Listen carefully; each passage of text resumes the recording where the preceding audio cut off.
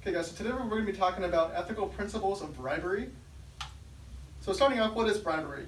Leading the discussion, we're going to be talking about bribery. I will be talking about what it is, the different kinds, and the applications.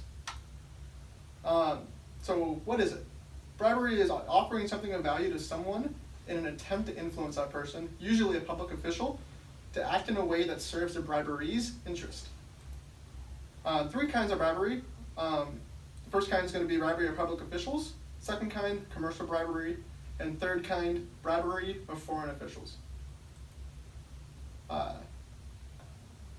Bribery of public officials. Anyone employed by the U.S. or state government.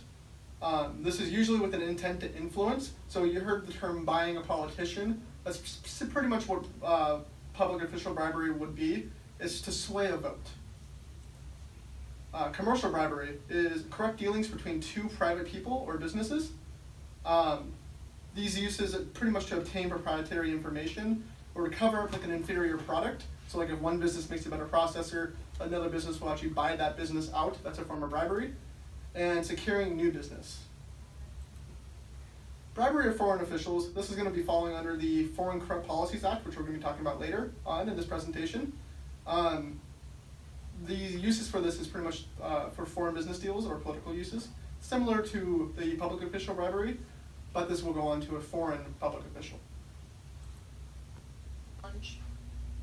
Moving on to bribery and international business. When large corporations enter a foreign market, it must usually secure a number of licenses, permits, and government approvals.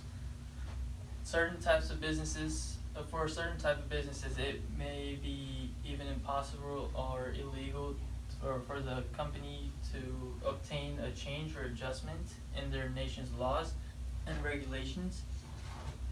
And secondly, there are facilitating payments, and these type of payments are not considered bribery according to the OECD because they promote policies which improve social and economic well-being for everybody.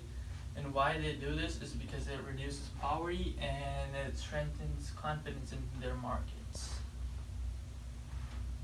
Compliance and penalties. FCPA facilitation and compliance. U.S. Foreign and Corrupt Policies Act, the FCPA of 1977, was the first major national legislation to combat bribery and introduce corporate liability.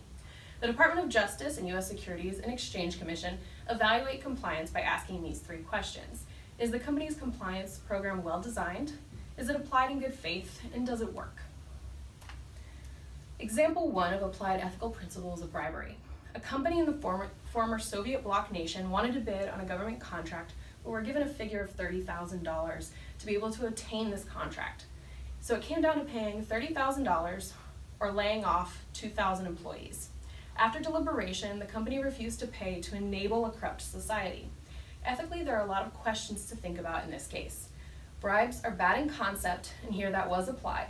A person's job does not have the urgency or seriousness to outweigh the negative impact of paying off a corrupt government.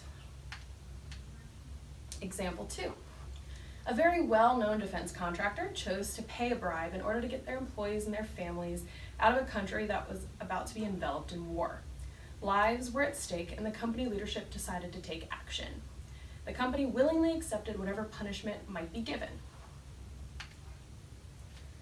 Penalties for violations of the FCPA can result in civil and criminal charges, fines up to $100,000 or up to 5 years in prison. Go. In conclusion, this is the ethical principle of this law coming into question, but both companies did what they felt was right, and when it comes to ethics, that is always the best choice. Just know, even if you felt it was ethically correct, does not mean you don't have to report it or that you still won't receive punishments for violating the letter of the law.